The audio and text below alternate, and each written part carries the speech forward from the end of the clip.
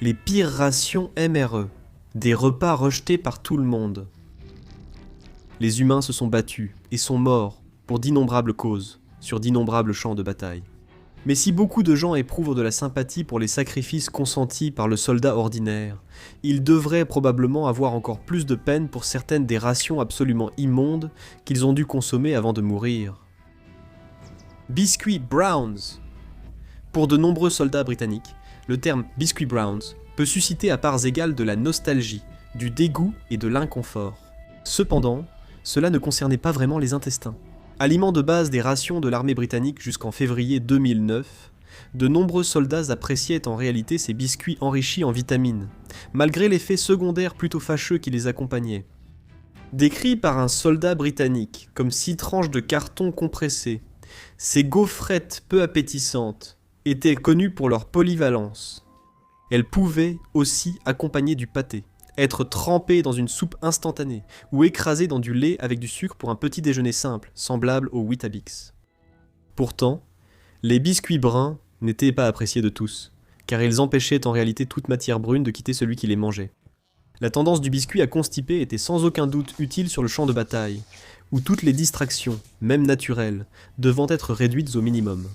D'un autre côté, les biscuits bruns et leur capacité unique à bloquer le transit d'un soldat jusqu'à 3 jours faisaient qu'ils étaient également largement détestés et souvent utilisés à la place pour l'entraînement au tir. L'omelette au fromage et aux légumes. L'omelette au fromage et aux légumes était une ration de repas prêt à consommer tristement célèbre de l'armée américaine, introduite en 2005. Rapidement surnommée la vomelette par les soldats. Cette masse gélatineuse beige ne ressemblait pas seulement à du vomi, mais en avait aussi le goût. La réputation de la vomelette ne tarda pas à parvenir à la branche de l'armée responsable de sa distribution, la direction de l'alimentation de combat. Désespérés de se racheter après avoir lancé cette monstruosité infecte, ils ont rapidement tenté d'adoucir la pilule en ajoutant un sachet gratuit de Skittles ou de M&M's et un Pop-Tart pour accompagner la vomelette. Bien que ces ajouts aient été appréciés, cela ne changeait rien au problème de fond. Le plat principal restait immangeable. Plus tard, une petite bouteille de sauce tabasco a été ajoutée dans une tentative de camoufler le goût horrible mais sans succès. Au soulagement de tous, la vomelette a été retirée en 2009 après une production heureusement courte de 4 ans. Pourtant, comme toute personne qui l'a goûté pourra l'affirmer, le traumatisme qu'il a laissé derrière lui durera toute une vie. Le bœuf embaumé. Dans ses mémoires, le vétéran Carl Sandburg décrit avec vivacité un moment de répulsion partagée. Une boîte de Red Horse était remise à un homme qui l'ouvrait. Il la portait à son nez, la sentait, grimaçait et crachait. Le suivant faisait de même. Puis le suivant, jusqu'à ce que 8 hommes du groupe aient senti, grimacé et craché. Ensuite, cette boîte de Red Horse était jetée par-dessus bord pour qu'un poisson de l'Atlantique puisse l'apprécier. Ici, Sandburg faisait référence à l'un des scandales alimentaires les plus controversés qu'aient jamais connus les États-Unis. La guerre hispano-américaine de 1898 est peut-être surtout connue pour le fiasco du bœuf embaumé, lorsque des boîtes de bœuf pourries et infectes étaient fournies aux troupes américaines. Surnommée ainsi, car elle sentait comme un cadavre embaumé. La viande était rance à cause d'un conservateur alimentaire, le formaldéhyde, inefficace, provoquant de nombreux cas d'intoxication alimentaire chez les Américains. Après une enquête publique ayant entraîné la démission du secrétaire à la guerre, Theodore Roosevelt, ayant goûté aux rations avariées, fit adopter en 1906 la loi sur la pureté des aliments et des médicaments, et celle sur l'inspection des viandes, pour éviter un nouveau scandale du bœuf embaumé. Le ragoût de Makanoshi. Le ragoût de Makanoshi était une ration bien connue fournie aux troupes de la Première Guerre mondiale, composée de bœuf, de pommes de terre, de haricots blancs, de carottes, de navets et d'oignons. Réchauffé, le ragoût était assez comestible, mais froid, il provoquait des effets secondaires nauséabonds. Connu sous le nom de tueur d'hommes, à basse température, le ragoût ressemblait à une masse épouvantable de graisse animale figée, parsemée de morceaux de viande et de légumes à peine reconnaissables, et a été décrit par un journaliste comme des ordures de seconde zone. Si un soldat parvenait d'une manière ou d'une autre à engloutir cette abomination qui retournait l'estomac, on pouvait être certain que peu après, ses camarades, dans une tentative frénétique d'empêcher leurs narines de se dissoudre, cherchaient désespérément tout ce qui pouvait ressembler à un masque à gaz. Pourtant, La plupart des soldats n'avaient pas d'autre choix que de supporter cette odeur infernale, généralement due à une union impie entre les navets et les haricots blancs. Un soldat se souvenait que l'une des caractéristiques des marches de nuit était l'odeur épouvantable. La ration de ragoût de Makanoshi donnait aux soldats des flatulences particulièrement désagréables. Ainsi, nous avancions portés par l'air libéré par des centaines d'hommes en train de péter. Essence de café. Pendant la guerre de sécession, le café était incroyablement important pour les soldats de l'Union, à qui l'on donnait environ 16 kilos de café par an pour remplir leur ration. C'était une boisson revigorante bue à chaque occasion possible. Et même si l'idée que certains soldats avaient des carabines équipées de moulins à café intégrés était un mythe, il y avait des officiers comme le général Benjamin Butler, qui était réputé pour lancer des attaques, au moment précis où le taux de caféine de ces hommes atteignait son maximum. Lorsque le café était difficile à obtenir, cela affectait le moral et a mené à la création de nombreux substituts. Le pire de ce groupe était connu sous le nom d'essence de café, une invention de l'homme d'affaires George Hommel, issu des coques évaporées des grains de café, avec lait concentré et sucre. Associé à ce lait concentré et à ce sucre, l'essence de café était un cauchemar, une bouillie brune immonde, détestée par les soldats de l'Union. Elle était si dure qu'il fallait la briser avec la crosse d'un fusil avant de la faire bouillir les jours les plus froids. Pire encore, cette horrible bouillie, qui provoquait de douloureuses crampes abdominales, se retrouvait souvent, à l'autre bout, sous la forme d'une violente diarrhée, car les fournisseurs ajoutèrent souvent du lait avarié au mélange pour réduire les coûts. Bœuf de qualité supérieure. Parmi les articles les plus en vue dans la ration fournie aux soldats russes qui envahissent l'Ukraine, on trouve actuellement la viande en conserve, qui peut se présenter sous plusieurs variétés. Cela inclut un plat de légumes et de viande accompagné soit de bouillie de sarrasin, soit de pois et de carottes, ainsi que la version classique du goulash de bœuf. Bien que ces rations paraissent appétissantes aujourd'hui, elles ne l'étaient pas autrefois. En 2011, le lanceur d'alerte, le major Igor Matveyev, a révélé que les hauts gradés russes avaient tenté d'étouffer un scandale dans lequel des soldats russes avaient été nourris avec de la nourriture pour chiens au lieu de bœuf dans une base militaire située dans la ville reculée de Vladivostok, à l'extrême est. Pour économiser de l'argent, des étiquettes de nourriture pour chiens ont été remplacées par d'autres, indiquant qu'il s'agissait de bœuf de qualité supérieure. Dans une vidéo prise dans l'entrepôt de la base, Matveyev a expliqué que, selon les documents internes, il aurait dû y avoir environ 13 800 boîtes, contenant 4 485 kg de viande. Ce qu'il a trouvé à la place, c'était 1374 boîtes périmées et 3111 boîtes de nourriture pour chiens. Bien qu'il ait fourni des preuves photographiques supplémentaires des actes répréhensibles, l'armée russe a nié toutes les accusations, a destitué Matveyev de son grade et l'a emprisonné pendant 4 ans sur de fausses accusations, selon lesquelles il aurait agressé 2 sous-officiers. Du sang de cheval et du lait de jument fermenté. Au XIIIe siècle, Marco Polo, l'explorateur vénitien emblématique, s'est rendu à la cour du seigneur de guerre mongol Kubilai Khan, où il est resté pendant 4 ans. Durant son séjour, Marco Polo affirma que les guerriers mongols avaient une coutume particulière lorsqu'ils étaient les pressés d'arriver quelque part. Il a déclaré « Dans une telle situation, ils se nourrissent du sang de leurs chevaux, ouvrant une veine et laissant le sang jaillir dans leur bouche, buvant jusqu'à satiété, puis arrêtant le saignement. » Bien que cela soit peut-être quelque peu exagéré, la soif des guerriers mongols pour le lait de jument fermenté ne l'était certainement pas, car cette boisson est encore appréciée aujourd'hui par les nomades des steppes reculées d'Eurasie. Ressemblant à un mélange de bière et de yaourt, cette boisson légendaire est modérément alcoolisée, également appelée érag, demandait assurément qu'on s'y habitue. Des recherches récentes montrent que l'érag était riche en protéines et possède des effets antimicrobiens et anti-inflammatoires, en faisant un tonique idéal pour les pillards mongols couverts de cicatrices parcourant de longues distances. Bien qu'il soit le plus ancien, c'est étonnamment la seule boisson de cette liste qui était réellement saine pour le consommateur, et la seule que l'on pourrait recommander sans danger. Mais méfiez-vous d'essayer les autres, à moins bien sûr que la constipation, les vomissements incessants, les flatulences incontrôlables et la diarrhée explosive soient votre truc. Les meilleures rations MRE, ou repas prêts à consommer, ont souvent une mauvaise réputation auprès du personnel militaire, qui les appelle aussi parfois repas rejetés par tout le monde, repas rarement mangeables ou repas rejetés par l'ennemi. Mais bien qu'il y ait certainement quelques rations MRE carrément horribles, elles ne sont pas toutes si mauvaises, certaines étant même considérées comme de véritables chefs-d'œuvre culinaires. Le Chili Mac. En 1995, une des rations MRE les plus populaires a été introduite auprès des soldats américains affamés.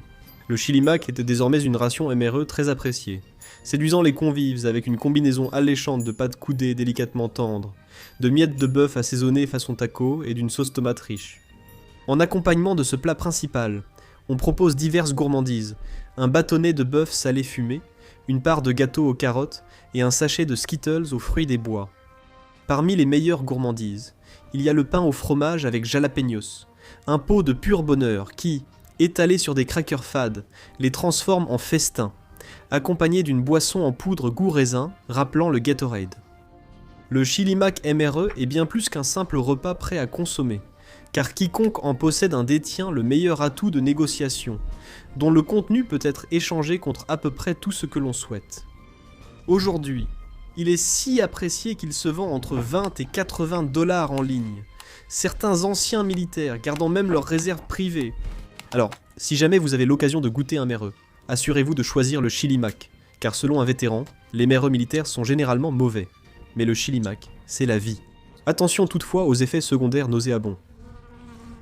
Le ragoût de bœuf remonte au tout premier menu MRE, distribué en 1981. Cet exemple exquis de technologie alimentaire militaire contient généralement un plat copieux de bœuf, accompagné de carottes, de maïs, de haricots verts, d'oignons, de pommes de terre, de tomates, de sauce, et d'une portion de riz blanc que l'on peut arroser généreusement de sauce tabasco piquante. Cette MRE est également parfaite pour les amateurs de sucreries, proposant une large gamme de desserts sucrés comme de la confiture de fraises, un muffin, un cookie chocolat banane, ainsi qu'une boisson fruitée en poudre ou un milkshake particulièrement épais. Le beurre de cacahuète et les nuggets de bretzel moelleux font partie des gourmandises salées proposées. Le vrai génie de la MRE au ragoût de bœuf est que ces accompagnements se combinent pour créer un festin gastronomique. Les crackers au beurre de cacahuète et confiture, ou les bretzels trempés dans le ragoût étant très appréciés. Les créateurs de la MRE au ragoût de bœuf ont aussi prévu l'après-repas, avec un sachet d'accessoires contenant du café instantané, du papier toilette et des lingettes pour gérer d'éventuelles conséquences désordonnées. Ration de campagne arctique norvégienne. Cette ration de campagne, approuvée par l'OTAN, est tout simplement un banquet somptueux déguisé en MRE, qui a été initialement développé pour les forces armées norvégiennes et d'autres unités militaires nordiques par la société norvégienne Drytech. Ce paquet alimentaire conséquent se compose de 24 articles, plus à leur place, sur le menu d'un restaurant gastronomique, qui peuvent être consommés comme des repas à part entière. Pour bien débuter la journée, la ration de campagne offre des petits déjeuners gourmands. Muesli aux myrtilles et vanille, muesli baie chocolat et 2 porridge fruités. Pour le déjeuner, un savoureux choix s'offre à vous. Saumon crémeux aux pâtes, poulet aux lentilles et citron vert, ragoût de kebab ou chili végétalien. Pour le dîner, on peut savourer du chili con carne, des pâtes bolognaises, du porc effiloché avec riz et des classiques norvégiens comme la morue en sauce curry crémeuse. Le point fort reste le ragoût de renne relevé, servi avec pommes de terre crémeuses et carottes de l'édition 2016. C'est si bon que le célèbre critique Steve Thomas a dit « Je ne peux pas m'arrêter d'en manger ». Cette ration militaire comprend aussi des boissons énergisantes, chewing-gum, café et lingettes désinfectantes, idéales pour de longues aventures dans l'Arctique. Gardez-la toutefois loin des ours polaires. La ration de combat, 24 heures des forces armées françaises. Cette ration militaire est étonnamment luxueuse puisqu'elle est spécialement conçue pour satisfaire l'appétit de la première nation mondiale de la haute gastronomie. C'est peut-être la ration militaire la plus raffinée de toutes, offrant aux soldats le plus sophistiqué 3600 calories, des meilleurs aliments, répartis sur 3 repas et plusieurs encas. Les soldats boivent du café instantané arabica, ou du thé avec un petit déjeuner de muesli à la fraise, nougat, fruits et confiture de prunes. Pour calmer les fringales de fin de matinée, tartinez généreusement du pâté de cerf, de sanglier, de canard ou du fromage bleu sur des biscuits salés et sucrés. Pour le déjeuner et le dîner, 2 plats haut de gamme sont sélectionnés parmi 14. Avec des délices culinaires comme tortellinis au bœuf, confit de canard, pâtes carbonara, saucisses pistache, Joues de porc ou ravioli, gésier, salade de quinoa et paella espagnole. Pour couronner le tout, la ration de combat française contient une boîte d'allumettes, ornée d'images de la tour Eiffel et de l'Arc de Triomphe, permettant aux soldats, isolés dans un coin reculé, d'admirer la splendeur des plus grandes œuvres architecturales françaises en mangeant à la lueur d'une bougie. Poulet Buffalo.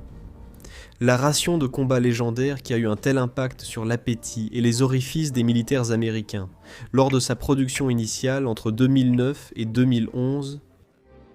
Bien serré dans ce paquet alimentaire se trouve un trésor de gourmandises alléchantes, allant des biscuits au caramel, des chocolats Reese's et du cappuccino instantané, jusqu'aux grands classiques, comme le pain au fromage jalapeno et le pain de blé. Cependant, la ration poulet buffalo est surtout réputée pour sa délicieuse sauce buffalo orange qui imprègne non seulement les ailes de poulet et le riz frit, mais aussi tout déchet post-repas qui ressort de l'arrière. Car bien que délicieuse, la ration poulet buffalo a certainement quelques effets secondaires explosifs. Par exemple, un ancien combattant américain a fait remarquer en parlant des supporters de l'équipe NFL des Buffalo Bills que l'effet sur l'estomac est, je cite, comme si 40 fans des Bills en train de faire la fête sur le parking mettaient le bazar dans vos entrailles. Fin de citation. En conséquence, la même personne conseille de, je cite, creuser la latrine avant d'ouvrir ce truc-là. Fin de citation. Le Buffalo Chicken a été retiré en 2011, tandis qu'un prototype amélioré a été annulé en 2015, car cette ration avait plus tendance à provoquer la diarrhée qu'à constiper, contrairement à la plupart des autres MRE.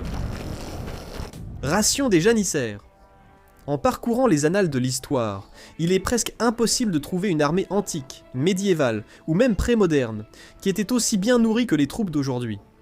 La seule exception concerne les janissaires, une troupe de guerriers d'élite qui a servi l'Empire ottoman de la fin du XIVe siècle jusqu'en 1826. Ces tueurs hautement entraînés servaient de garde du corps personnel au sultan, ce qui signifiait qu'ils devaient toujours être en parfaite condition au cas où ils seraient forcés de défendre leur maître. Par conséquent, leur alimentation surpassait celle des autres soldats de l'époque. Les janissaires se nourrissaient de généreux morceaux de pain frais chaque jour, ou de biscuits en cas de pénurie, en accompagnement. Une ration de viande d'environ 200 grammes complétée par du miel, du café et du riz, avec du boulgour et de l'orge également distribués pour nourrir leurs chevaux.